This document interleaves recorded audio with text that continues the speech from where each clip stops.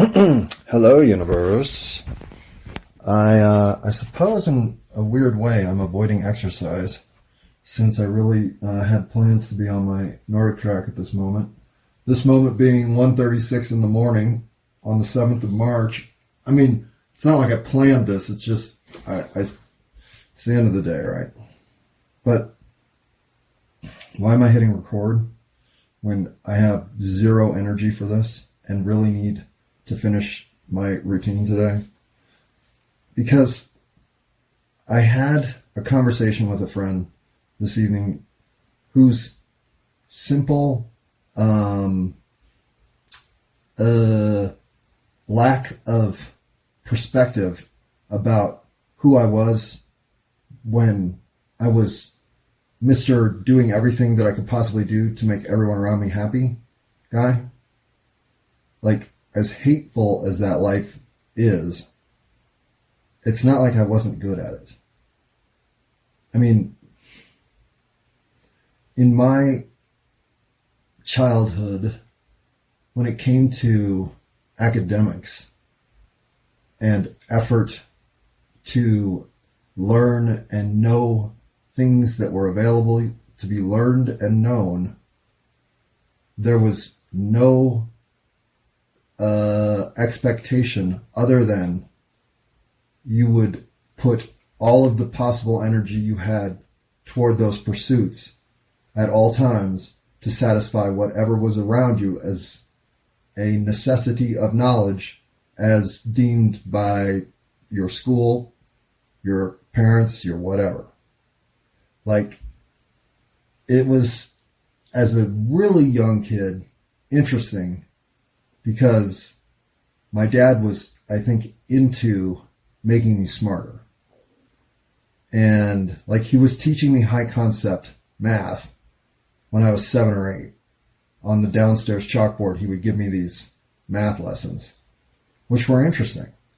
And frankly, was so much more of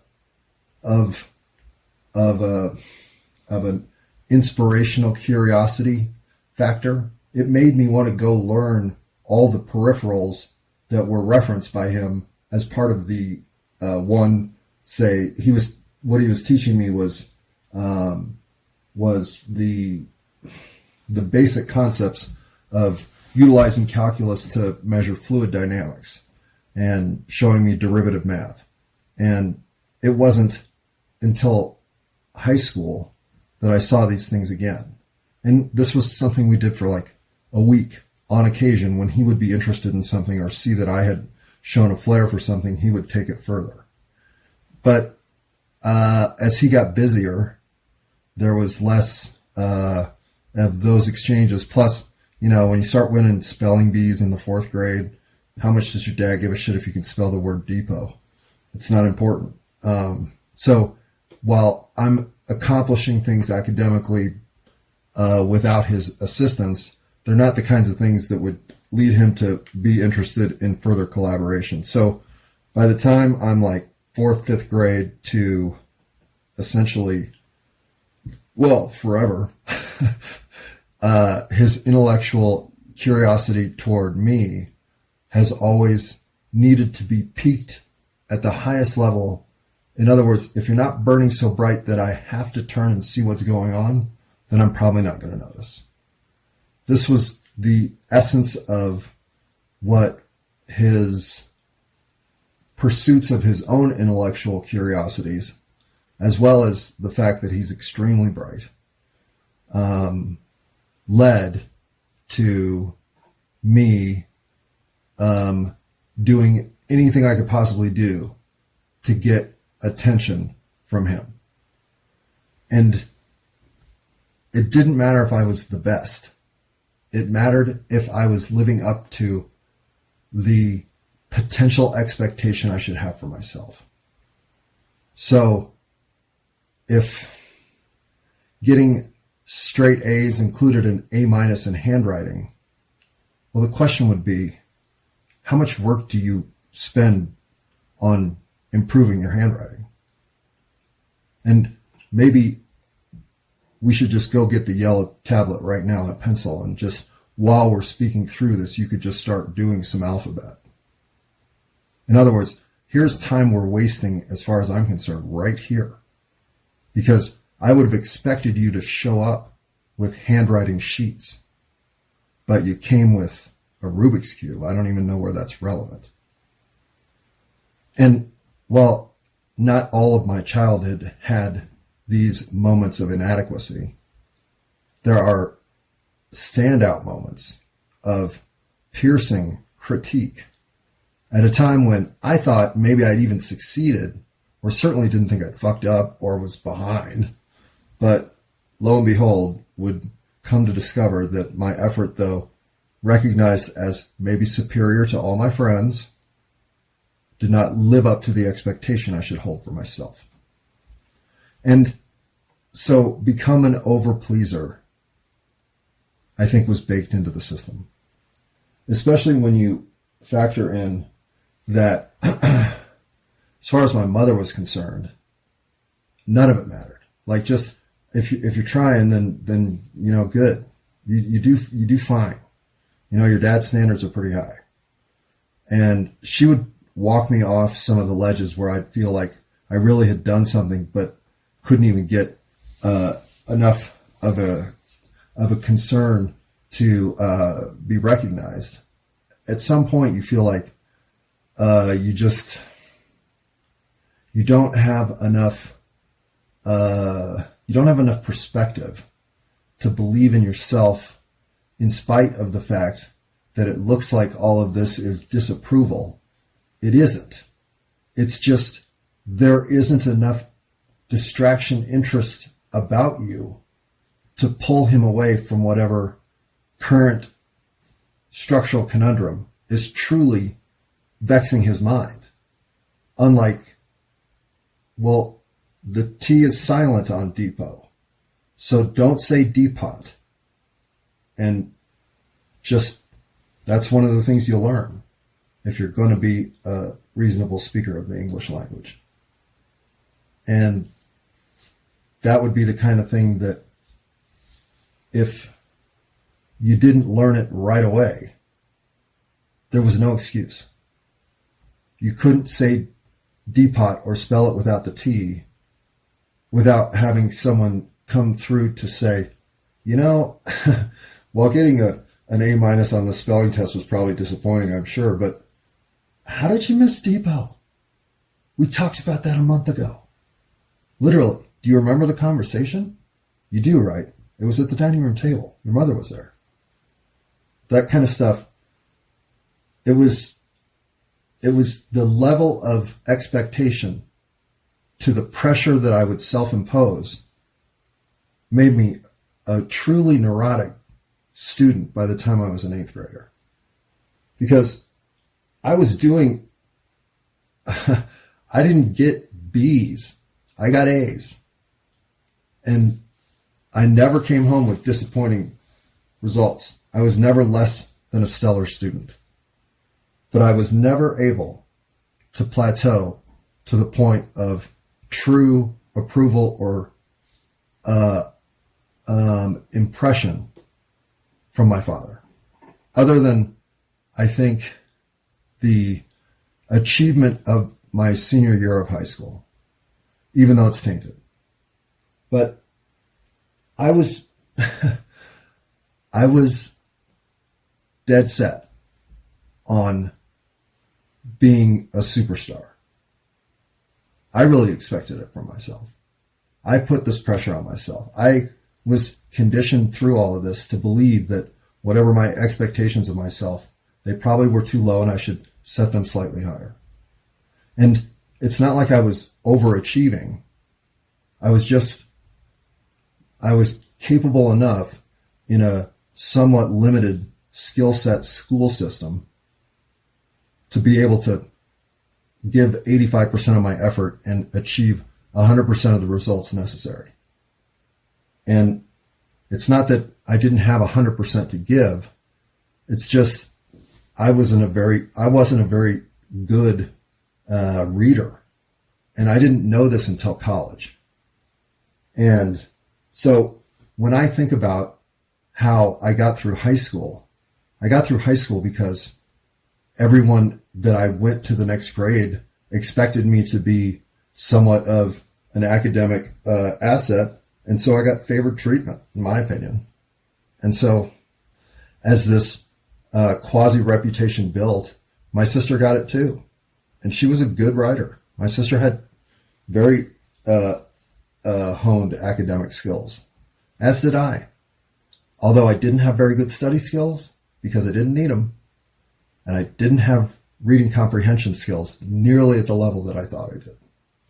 Because when it got to college and real textbook work and research work and library stack work, I was nowhere near as skilled as some of the students who had come up through the private school demanding systems.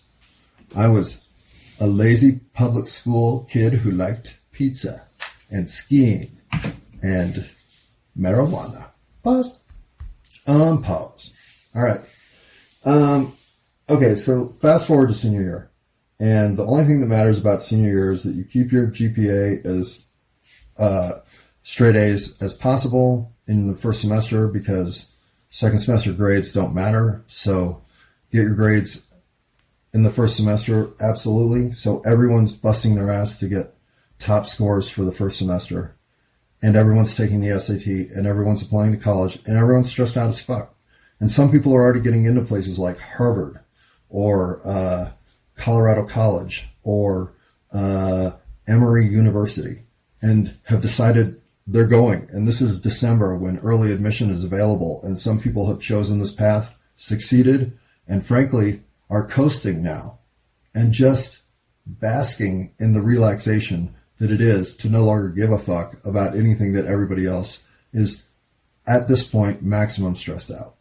And I'm one of the maximum stressed outs, because my entire pursuit of life until at least junior year of high school, when I finally had to realize my dreams might be squashed, were to go to Stanford. And then Brown was my other school that developed over time, but Stanford was the one when I was 8 years old. I was going to go to Stanford. I'm going to go to Stanford. I'm going to go to Stanford, which I didn't get into. And one person from my high school did. Frankly, the better candidate got in, and deservedly so. One of my better friends, and truly a great person. So they picked the right person. I would have been miserable at Stanford and probably flunked out. And while I did get into a couple of Ivy League options, I didn't get into Brown, and I didn't get into Dartmouth. The three schools I most wanted to go to were Brown, Dartmouth, and Stanford, for no reason whatsoever other than reputation. And so I had criteria that didn't matter. So all of these things in retrospect are just silly. But not getting into any of those, looking at the two Ivy Leagues I did get into and not wanting to go to either one. Although I didn't really look at Penn. I just thought it was the biggest Ivy League in the middle of Philadelphia. It sounded terrible to me, coming from a small school. I thought that was overwhelming. Just didn't really consider it. Had I given Penn even 5 minutes of thought, it might have caught fire and I might have ended up there. But I dismissed it almost offhandedly. And, you know, it was a friendship duality that kept me from going to the other one. And my friend went there. I just did not want to go to college with him. That was what it came down to. And yeah, I mean, should I have gone to Cornell? Maybe. But I don't know. It didn't feel right in many ways, not just because my friend was going there. So in the long run, the school I chose, I was really happy about. It was Brown Light. And Wesleyan was a perfect fit for me.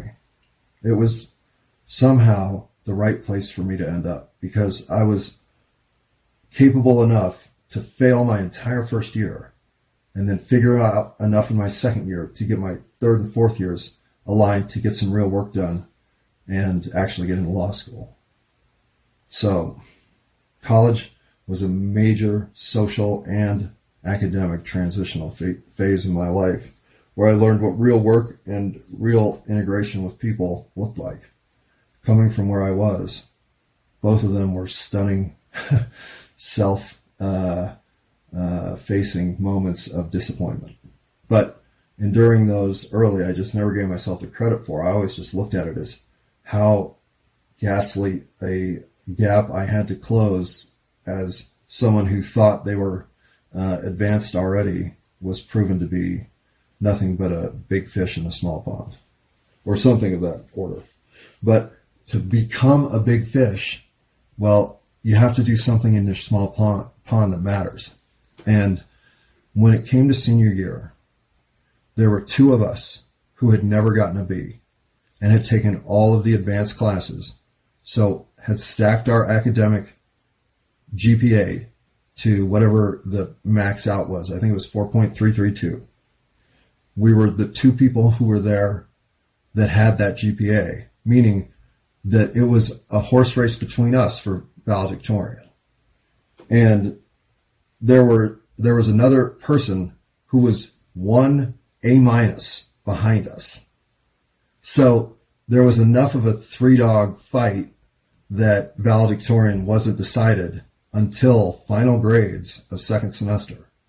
So even though everybody quit after the first semester because they were in CU or wherever, so who cared what your grades were your second semester, 3 of us cared a shit ton.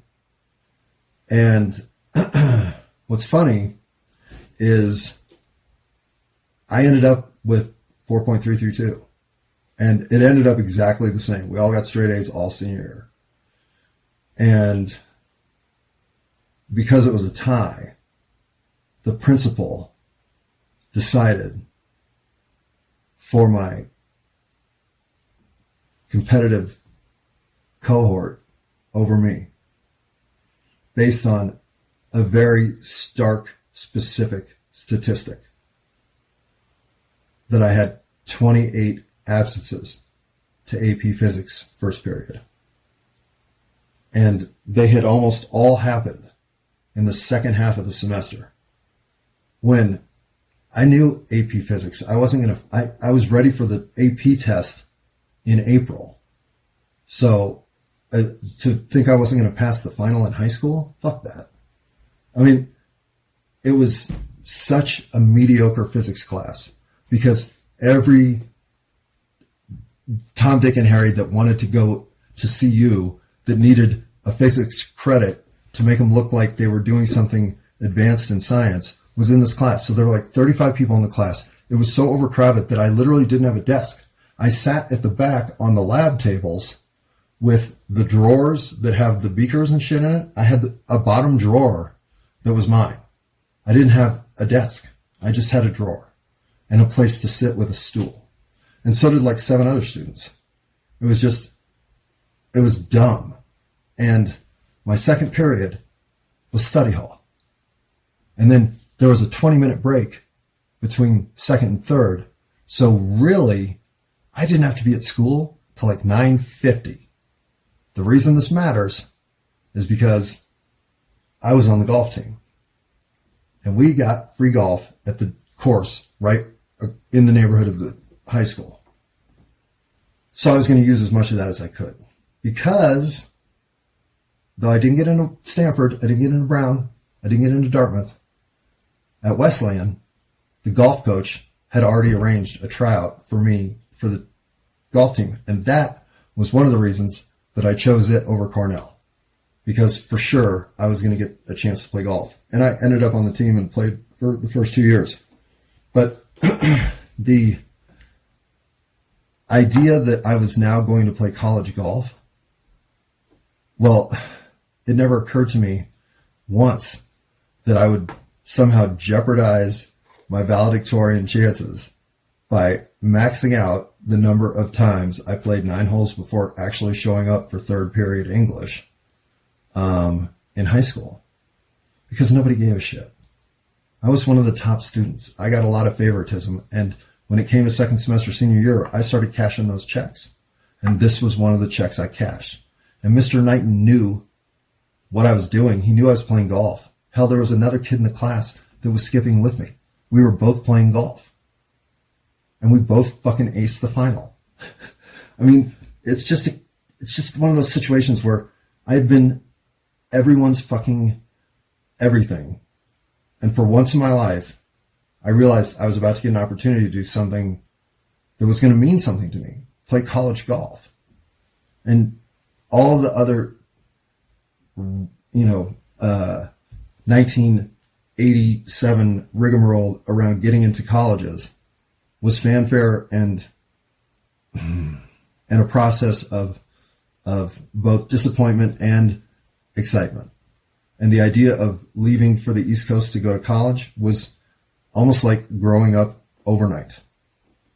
And yet the most important thing to me was now to get my fucking golf game as polished and as on target as possible, so that when it came down to whatever this chance was to make it for the golf team at college, I wasn't going to be disappointed.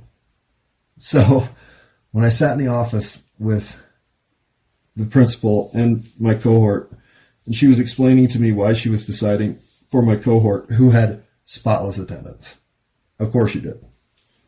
But I was just like, the only thing I was thinking is, my parents are going to fucking kill me. How am I going to tell my parents this? Because the way I told them it actually happened, I had hidden from my parents, the beginning of senior year, a report card, something I'd never done before. And to this day, I don't think it's ever really been questioned what happened there. It's still assumed that it just got lost, even though I totally destroyed it. But the reason I destroyed it is because for the first time ever in my entire life, I got a D. I'd never even gotten a C, I don't think. Maybe once in elementary school. I really don't think I did. But I got a D and frankly deserved an F, as the teacher was gladly showing us after the report cards came out that 7 of us in the class all deserved an F, but he gave us all Ds because he didn't think any of us had really failed yet, because the only thing that had been judged was a single pop quiz that was delivered in the third week of the class that frankly I failed. I just was not prepared for it. I did not. His method of teaching us calculus was so different from my dad's that it took me a while to integrate what I thought I was going to learn with what I was learning. I was totally discombobulated learning calculus, and then I learned it a totally different way in college. But at least at that point, I knew the material, so it was like, why is this taught 3 asinine ways? Well, 2 asinine ways in the way my dad taught it. So, back to the story. Failing that first quiz, I got a 59 on it. I still remember the red mark. I can see it in my head right now. I can even see the initial problem on the page. Failing that test. And nobody in the class actually passed the test. And he didn't grade on a curve specifically because this was a math class where metrics like the expected grade going in were known and measurable. So there is no such thing as a curve where expectations are clear. So the highest grade in the class, who did go to my cohort, was a B minus. And that was a 78 or 79 or something. It wasn't truly an 81 or 2. And so it was just basically a slap in the face to all of us. And I think the reason he does this, obviously teachers do what they do, is because our 6 weeks grades don't matter. But we do get report cards. So to our parents, it fucking matters. And he sets up the class to be in a position where the only thing he has to grade you by is that one quiz you all failed. Sorry that that's the way things work, but fortunately next week we already have another test followed by the midterm followed by another test. So all you got to do is get 3 A's and all of you are back where you need to be, which is what exactly all of us did. Because it was his way of saying, don't fucking expect favored treatment just because you're now in this senior math class and all going to college. No, fucking learn the shit. So it was a very useful, honestly, lesson to get while I was still freaking out about trying to overachieve everywhere I was looking, to realize that just achieving was also something I couldn't take for granted. And in that way, really did a lot of good work senior year. The only thing disappointing about not getting to share valedictorian is I did earn it. Other than fucking skipping out on just the dumbest physics class that's ever been composed that's prepping for college work. And I made the golf team. If the guy that turns out to be the number one golf whatever recruiter dude isn't such a piece of shit, I'd have played for all 4 years. But I wasn't going to play his senior year. There's just no way. I was done with that guy. So even golf turned out slightly disappointing. But because I played my first 2 years, they just assumed I was on the golf team all 4 years. So I just played free golf the rest of my fucking time. And I'll tell you what, that was the best arrangement of all. Because junior and senior year, I worked so goddamn hard. The only relaxation I got was going to play golf. And I was playing killer golf at that point in life. So, God, those were good years. Pause. Pause. All right. So what's the point of telling all this? Well, what I realize when I speak about having made a transition from who I truly became to who I now am manifesting as, I leave out the part where for a while there, I really was going to Stanford. I was going to be the next astrophysicist who fucking mined an asteroid and became Steve Buscemi or Bruce Willis or one of the Owen Wilson brothers. I don't know which one it is. But the idea that I was set for success never even wavered for me. I was set for success and really didn't have any level of understanding that I wouldn't waltz right into it and not just make it easy, but whatever path success was going to be for me, I was going to not only find, but choose. My options were just literally the sky's the limit. And yet I never ever felt like I lived up to expectations. And it was that part of me that really found perch in my college and specifically directly after college years that never had healed enough to think, whoa, way to come out of a rigorous level of expectation that could never have been met by anybody without it affecting you. Oh, excuse me, no. You still don't understand how much that affected you, and you're acting like none of that really happened, and that's just not going to work out. As a matter of fact, the way that's going to not work out is going to send you down all kinds of briary, patchy, Brer Rabbit roads, and there is no coming back from that without offending Disney. So, sorry, Disney. But you know how it is. It's like you get to a point in life where you've just done what it seems like you're directed to do. You're not participating. This is definitely you engaged, but you don't understand how that engagement is just a funnel of how it's going to go that has been your life story in the making for 15 years. And now as it's truly unfolding and the agencies are here and yours to somehow ferret out, well,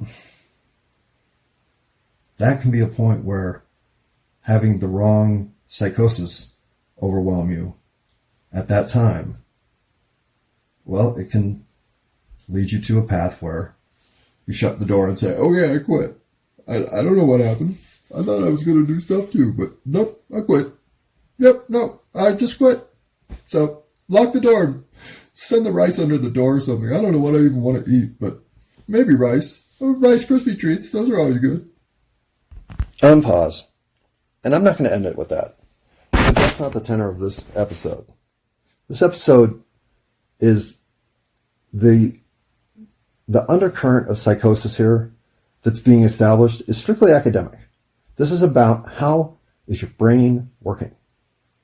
My dad's out throwing the ball with me. We're playing all kinds of stuff. Like, my dad and I are engaged, but when it comes to high-level thought, there's not a lot of room for the 9-year-old in that discussion until the 9-year-old has proven they're worthy of a seat at the table.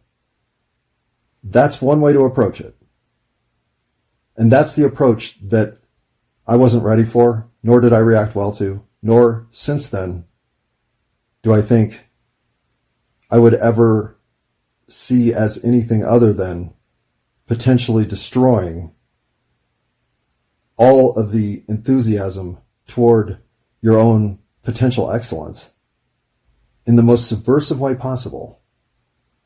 Well, and the motivations it takes form, the emergence of these trends and patterns inside you take a while to truly show their repetitive nature. So the amount of unfuckery that just persists, well, none of it did I handle well. So those reactions to a circumstance that I'm not saying wasn't, again, the most advantageous possibility going. I understand that having expectations of a severely high nature are not the sort of moment to overcome that others have from tribulations in their past that are just horrific. A stern expectation from your father is kind of the thing. So never did I ever feel even mishandled. If anything, I felt perhaps there was more I could have done. Seriously, because I know I wasn't 100% always bringing my handwriting papers to the meeting about my handwriting grade. So yeah, there were times I could admit straightforwardly that I could have done better. And it wasn't until I'm almost 40 years older that I think, holy shit, you could have done better, but at what cost? Do you understand where your path is if you follow that intellectual pursuit that currently is tattering his entire reality? There's a reason some of us, even when forced into a mold that is going to press us to become the exact thing that society tells us we're going to enjoy being, just break out of the mold unintentionally, and do so in a way that may take some reckoning and some goddamn unwinding, but lead back to the simple truths of life that were there to be had in the first place. And you're now in a position to help your father into those spots, and he's actually walking there with you. I mean, there is a lot of reward in what is an otherwise somewhat typical white middle class American story, that once you've gotten through all the static that is created, well, the universe you're sharing is truly wonderful.